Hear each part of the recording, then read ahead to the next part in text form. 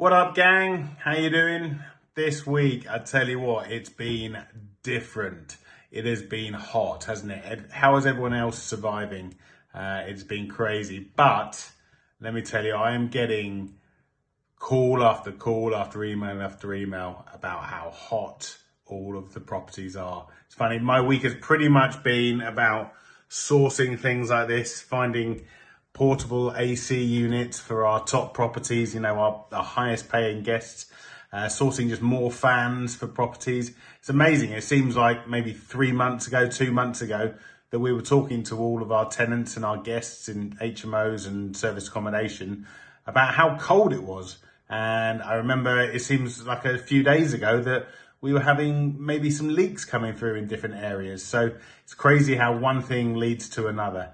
But this brings me to one thing, because when we are talking to guests, they're on holiday, maybe they're away from work or whatever, and their complaints are real. I mean, my family are all coming to me saying that it's hot in here, so I can only imagine how others are. And if they're paying for it, then they want to at least be acknowledged that it's hot. And obviously, from a property point of view, the properties that don't advertise that they've got air conditioning, we need to go back to them properly, not being rude, etc. But it's brought up some interesting points that good property management, going back to people that are asking questions, not ignoring them, just thinking, oh, that's silly, let's just ignore them, because that leads to worse problems. And I tell you that from experience, that will lead it to worse problems and complaints, and maybe chargebacks, or other things, bad reviews, etc. On Airbnb or Booking.com or your own website, Google reviews, but also in HMOs at the same time. If people aren't finding it, that they're having a good experience, they're not being, talked to, or no one's going back to them when they've complained, then they too will tell about a bad experience to maybe other people in the hospital who are looking for accommodation, etc., etc. So in times where it seems that the heat and, the properties, the way they're set up in the UK, aren't really for the extreme heat that we're seeing at the moment. So actually, going back to our tenants and our guests and making them, feel heard, is a good thing. And so that's what I've been going through this week, which has been tough, but we've got through there, and we do have happy people.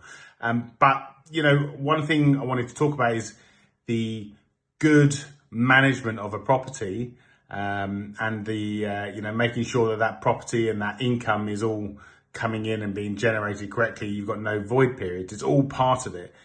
Good customer service, and I call all of my tenants, guests, etc., the customers of our properties. Good customer service leads to a good valuation on your property. Because if you've got a service accommodation or an HMO or even a commercial property, they are really commercial properties, aren't they? They are something where there is a facility, a business that's running within those properties. So the valuation of those properties does come down to the good management that they're receiving as well, because a good, well-run property is one that other investors are going to look at purchasing at a good value, because they know they're not going to have any problems. That's me. I hope this heat wave doesn't get hotter. I think it's going to be up at 38 degrees today or something. Maybe I'm wrong there, but I hope that it's going to be coming down, because I'll tell you what, me in the heat and guest complaints or guest comments, it's tough. But I get through it with a smile, and a smile always helps when you're seeing people as well face to face. But that's Tim, and I hope you enjoyed that one.